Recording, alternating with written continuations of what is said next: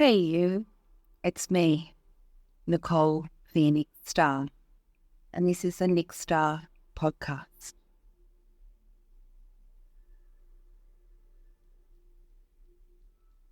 On this episode, we're talking about the rebel and the good girl or boy. So, essentially, while we are in our human experience, we tend to get uncomfortable. And when we're in those moments of being uncomfortable, we are out of our natural state of an aspect of consciousness. And so therefore we're in suffering. And rather than speaking our truth or navigating life in a way that is in alignment or congruent or in integrity with ourselves, we alter ourselves. And essentially it's a form of self-betrayal. And we find that we get really uncomfortable. And then quite often the ego will start playing up, and rather than showing up for ourselves and speaking our truth or being integrous,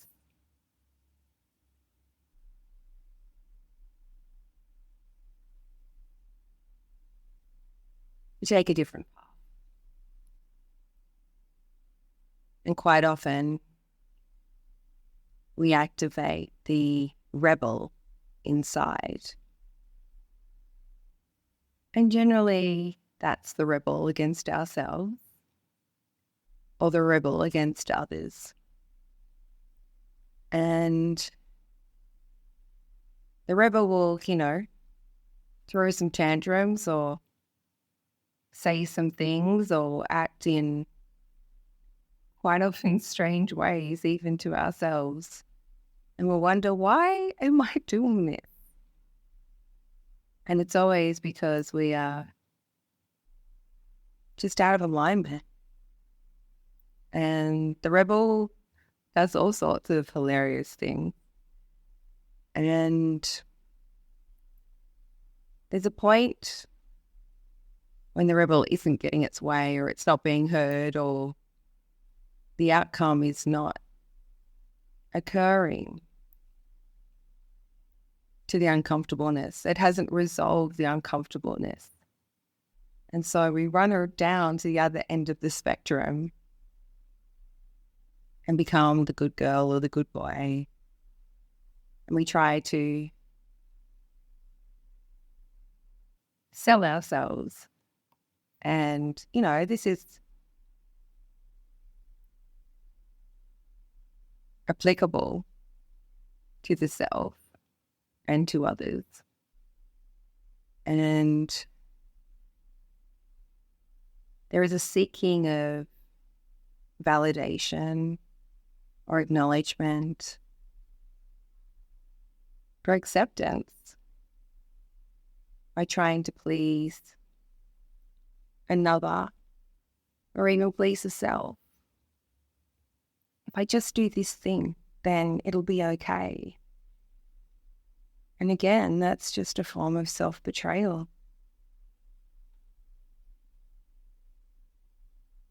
And so there's this spectrum of the same energy. It kind of runs through variant levels of the rebel and the good girl and the good boy. And the good girl, good boy, is quite multifaceted and can take on the role of a people pleaser or a peacemaker or a martyr or a victim. And all of these traits and archetypes all stem from the same energy, from the same frequency. And nothing ever is truly resolved. Quite often you put it in a box, or it's swept under a rug, or, it's just shoved over there and we move on. The cycle of suffering remains and nothing changes until the opportunity comes again. And we get uncomfortable. We don't know what to do because we aren't honoring ourselves. We aren't having the experience of being able to trust ourselves, to be able to speak for ourselves, to be able to show up as the version of the self that is empowered, that is strong. And, all of this kind of lives in the solar plexus. We feel sick to the stomach. We have butterflies. We feel like the wind is taken out of us. We feel like kicked in the guts. All of these emotions and feelings quite often can be experienced in the stomach region, in the solar plexus.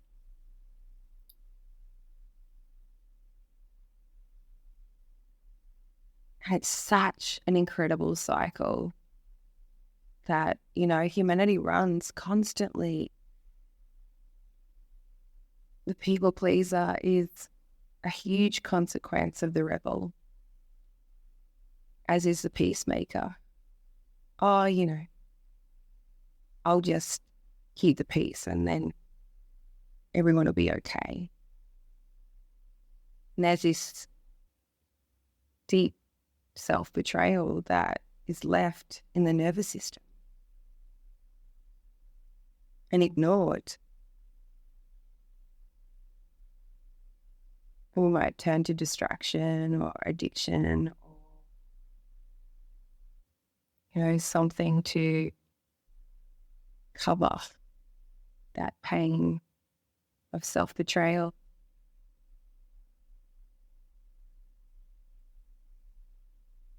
Ultimately, it all just feels really icky. And I remember when I was in the depths of this evolutionary awareness, and my rebel was fierce, primarily to myself. I was trying to be disciplined, in practice. I was trying to be disciplined in life, and I was trying to, force myself to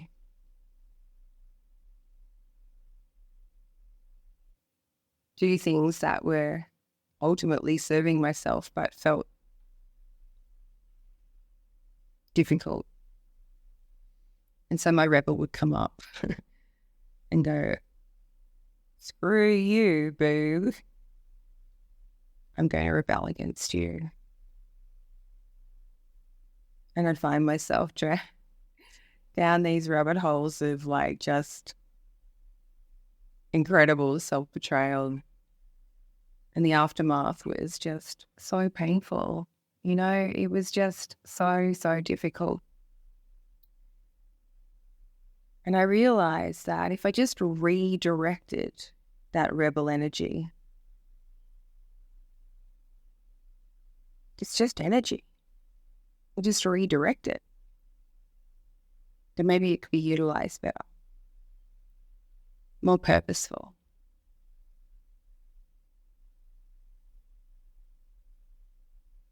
And so anytime I felt the rebel coming up, I redirected the energy into discipline.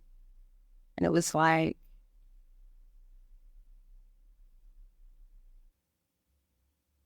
a good example is being in a commitment of meditating every day, or working out every day, or, eating nutritionally every day, or whatever, for a certain amount of time. And you just go a few days and then you're like, I can't be bothered doing this. I'm not getting any results because my instant gratification hasn't been met.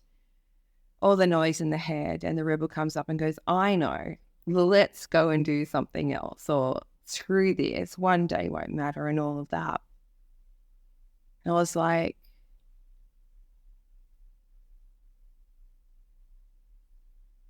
what if the rebel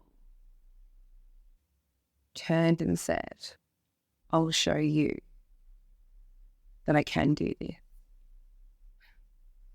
I'm going to prove you wrong.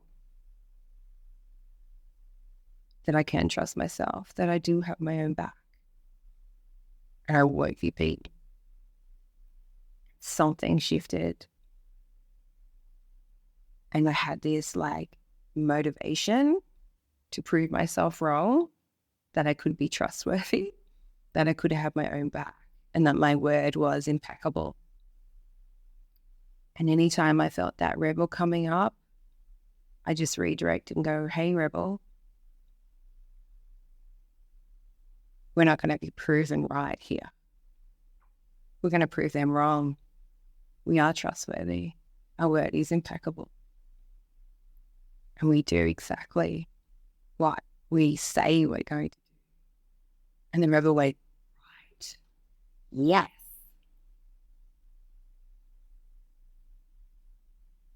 It changed my life. Like, absolutely changed my life.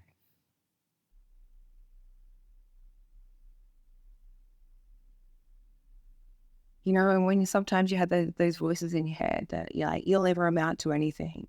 You know, you never finish what you start, or things like that.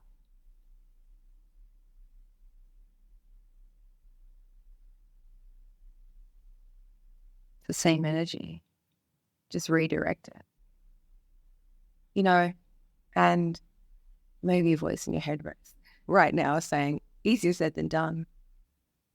True. It's like anything, practice makes progress. And if you just keep committing to shifting this experience of these merry-go-round experiences, these suffering loop experiences that just get so freaking boring. Why am I experiencing this again? Why is this come around again? And it's like, right, here we are again. All I want to do is rebel against this moment, against myself, against that person, against that institution, against this, against that. That's the key. I'm going to use that energy that wants to fight, that wants to throw a tantrum, that wants to say, screw you, to I'll prove you wrong. And eventually, that just becomes your operating system. Anytime you feel resistance, you can check in. We'll say, what's the resistance here? Like, do you just feel uncomfortable? Or do you actually need to rest? Do you need to, like, listen? Are you in, like, forceful mode? Do you need to take a moment to, like, truly check in? Do I, like, just self-regulate and be accountable and honor yourself? Because otherwise, you're just going to slip down the other end of the spectrum and become a victim or become a martyr, God forbid. Or just ignore yourself and become a people pleaser or a peacemaker.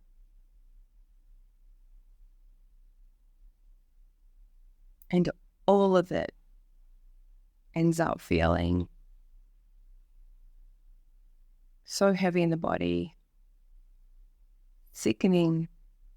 And you can feel that. You can feel that energy just swirling around inside you. Not knowing where to go, what to do. Like, has no purpose. And so it just goes around and round in suffering until the next thing comes along.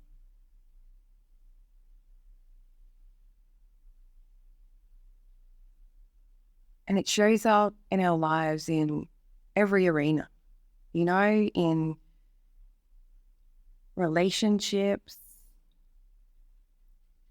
in our careers, work, family, parenting, anything.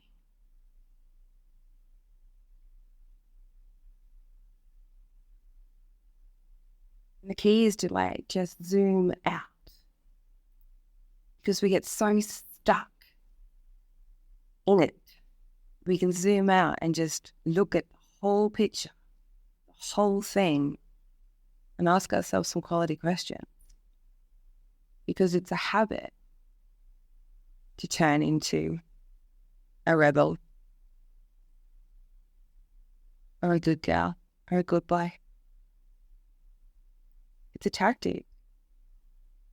It's a form of manipulation. I need to adjust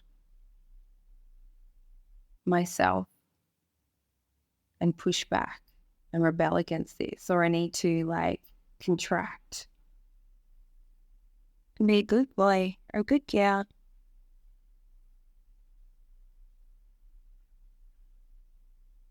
It's somewhere in the middle. There is this space.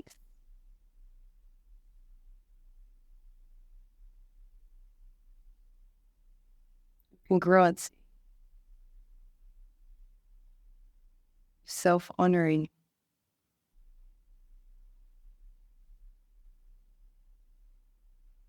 Of integrity. Of radical responsibility. Of being able to trust yourself to take the next step, whatever that is.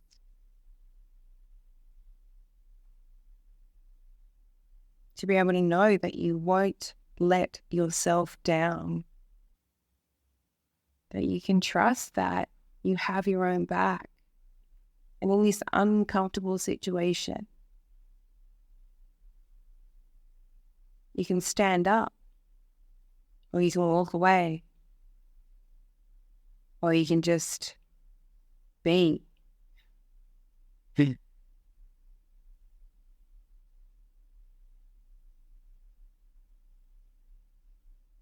And it actually is that easy. It's actually really simple. It's actually so much easier to honor the self and to be brave enough to use your voice and to be bold enough to be truly honest and be courageous enough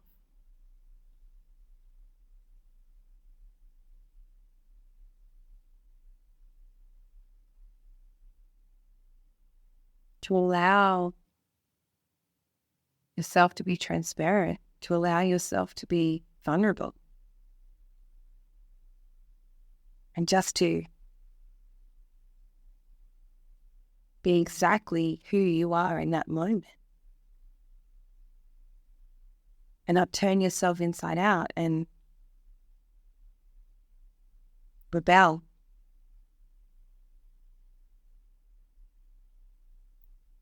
Or try and be a good boy or a good girl. And hopefully they'll like me.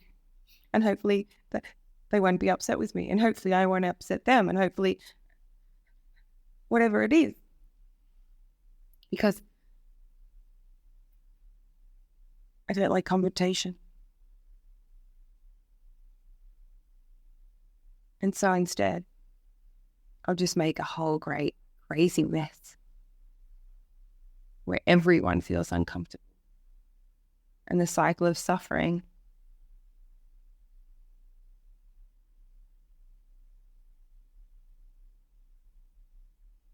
I've just signed up for another round.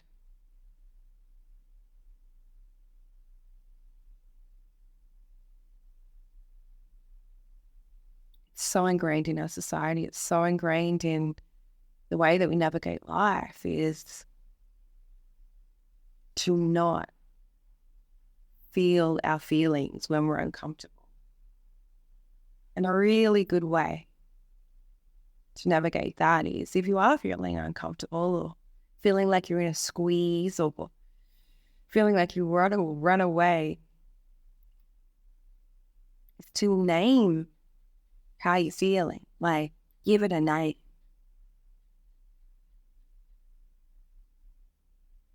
Actually be really honest with yourself of how you're feeling. Because quite often what you think you're feeling is not actually what you're feeling. And if you actually name it, you're like, well, that's not quite it. Actually, I think that I'm angry, but I'm not. I'm actually really sad. I'm actually really confused. And then put an emotion to it. And just be really honest with yourself. And you'll find that whatever that initial reaction is, isn't really what's going on. What's really going on is self-betrayal. Because you haven't addressed that moment as your authentic self. So many people don't even know what that is because they're always filtering themselves, adjusting themselves to the situation, just being a chameleon and just fitting in wherever the environment is at.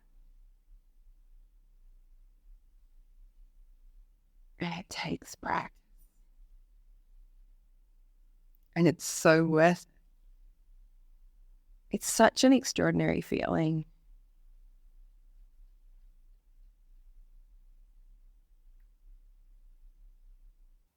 To know that self-betrayal is not something that you are going to step into.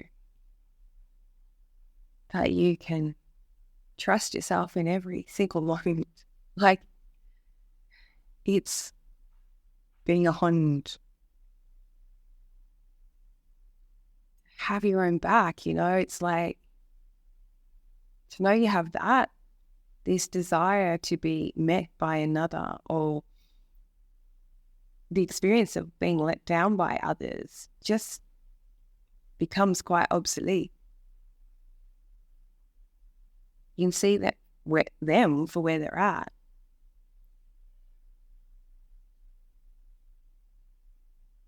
And acknowledge that that moment is simply what's occurring.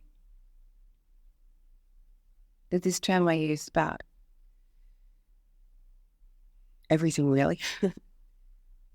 It's letting life live through you, where you're not trying to control or manipulate, adjust or run away from or anything. It's like, to be truly present and to truly feel it. And when life lives through you, it feels like a dance. It feels like that neutral place, right? Kind of no mind there. It's that feeling of being in super flow and accepting what is, which somehow takes you to the most extraordinary places.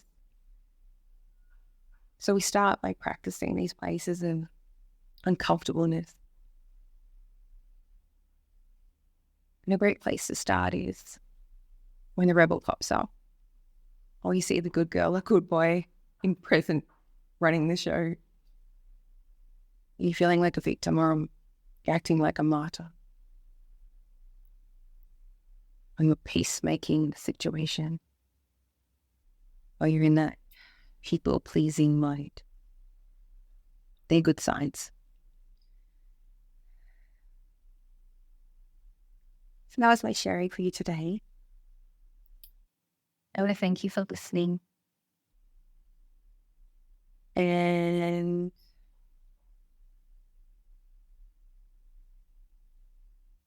I just wish you all the grace in the world that comes from doing this work, that comes from showing up for the self and running at one's evolution. So thank you. This is Nicole Phoenix Star, and this is the Nick Star podcast. My website is www.nickstar.com, NOKSTAR. Please share this episode if you feel the pull to. There's someone you might feel benefit from it. Share it across the socials or whatever you feel to do. All right. I love you. Thanks. Bye.